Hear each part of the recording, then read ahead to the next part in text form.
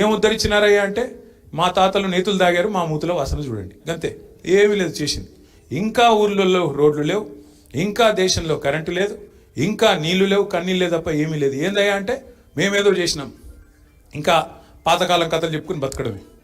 బాధ ఎక్కడ అనిపిస్తుంది అంటే ఎక్కడో మిస్ అయ్యాం మనం, ఎక్కడో శృతి తప్పింది, లయ తప్పింది, దేశం పోవాల్సిన పద్ధతిలో ముందుకు పోలేదు. అందుకే మనందరం కూడా కేసీఆర్ గారు 10 ఏళ్లలోనే ఒక చిన్న రాష్ట్రంలో భారతదేశంలో ఇన్ని అద్భుతాలు చేయగలిగితే ఇట్లాంటి పని మనం ఎందుకు చేయకూడదు, ఇంకా ఇంకా ఇంకా ఎందుకు విస్తరించకూడదన్న ఆలోచనతో మనం భారత రాష్ట్రం పెట్టుకొని ముందుకు పోయే ప్రయత్నం చేసినాం. సరే, కాలం కలిసి రాలేదు, ఎన్నికల్లో ఓడిపోయినాం, ఇవాళ ఓడిపోయి ఉండొచ్చు కాక, కానీ దేశం పట్ల ప్రేమ ఉన్నవాళ్ళు, జాతి నిర్మాణంలో భాగం పంచుకోవాలనుకునే వాళ్ళు, జాతీయ భావనతో పనిచేసే వాళ్ళు ఆలోచించాల్సింది ఏంటి? ఆలోచించాల్సింది ఖచ్చితంగా నా దేశం ఎట్లా బాగుండాలి, అందులో నా రాష్ట్రం ఎట్లా పాత్ర పోషించాలి, ఎట్లా పని చేయాలి, ఎట్లా పని జరగాలి ఆలోచించాలి. ఎంత భావదారిద్ర్యం అంటే ఇవాళ రాజకీయాల్లో కేంద్రంలో ఉన్న పార్టీ బీజేపీ వాళ్ళు మాట్లాడతారు డబల్ ఇంజన్ అట. ఏం డబల్ ఇంజన్? దేనికి డబల్ ఇంజన్? డబల్ ఇంజన్ ఉంటేనే అభివృద్ధి. ఎక్కడ డబల్ ఇంజన్ అభివృద్ధి? తెలంగాణ కంటే ఒక తెలంగాణలోని సింగిల్ ఇంజనే మీ డబల్ ఇంజన్ కంటే ఎక్కువ మూత మోగించలేదా? అద్భుతాలు చేయలేదా? ఒక్క రాష్ట్రం చూపెడతావా నీ డబుల్ ఇంజన్ రాష్ట్రం మాకంటే మెరుగ్గా పనిచేసింది? చూపెట్టు. అయినా ఉండాల్సింది కేంద్రంలో ఉండే పాలకులకు డబుల్ ఇంజన్ కాదు కదా విధానం. 28 ఇంజన్లు ఉన్నాయి దేశంలో, 28 రాష్ట్రాలు ఉన్నాయి. 28 ఇంజన్లు ఎక్కడికక్కడ గట్టిగా ఛార్జ్ అయ్యి గట్టిగా ఉరికితే, ఒక ఇంజన్ ఇంకో ఇంజన్తో పోటీ పడి ఉరికితే అప్పుడు దేశం ఉరుకుతుంది. కానీ డబుల్ ఇంజన్, ఇక్కడ కేసీఆర్ ఉంటే మేము సపోర్ట్ చేయం, మా ఖిలాఫ్ ఉంటే మేము కేసులు పెడతాం, మా ఖిలాఫ్ ఉంటే జైళ్ళలో పెడతాం, మా ఖిలాఫ్ ఉంటే సతాయిస్తాం, దేశం ఎక్కడైనా పోని, రాష్ట్రం గంగలో పోని, మీరు అడిగింది ఇయ్యం. నేను అడుగుతున్నా ఇవాళ కేంద్ర ప్రభుత్వాన్ని, హైదరాబాద్ మెట్రో మీరు పర్మిషన్ ఇయ్యరు.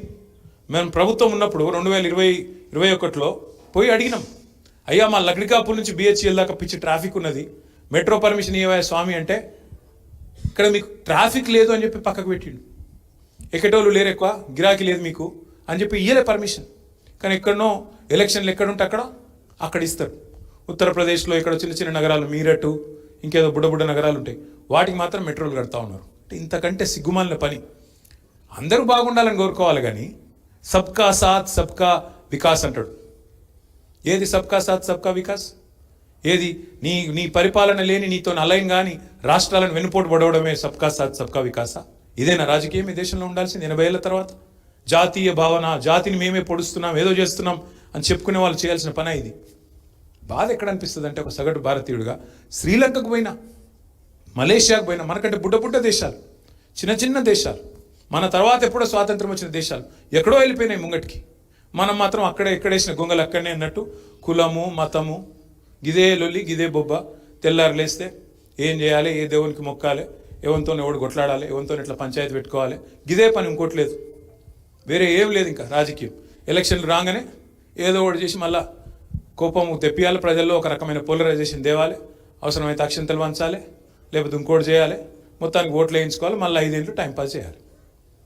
ఏం సాధించినాం? లేకపోతే బాధతో చెప్తా ఉన్నా, ఎలక్షన్లు గెలుస్తాం, ఓడుతాం, కానీ దేశం శాశ్వతం, రాష్ట్రం శాశ్వతం, మన పిల్లల భవిష్యత్తు ఉండాలి అంటే నాయకత్వాన్ని సరిగ్గా ప్రజలు ఎన్నుకోవాలి.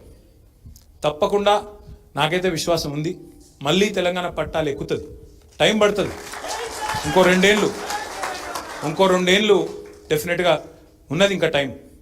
నాకు నిన్న ఆయన మాటలు వింటుంటే నవ్వొచ్చింది. ముఖ్యమంత్రి గారు మాట్లాడుతున్నారు నిన్న, చాలా ఆశ్చర్యం కూడా అనిపించింది. నేను 18 గంటలు పని చేస్తున్నా కాబట్టి నన్నే గెలిపియండి అంటున్నాను. మళ్ళా 18 గంటలు పని చేస్తున్నట్టు. అవును, చేస్తున్నావు, నిజమే. ఏం చేస్తున్నావు 18 గంటలు?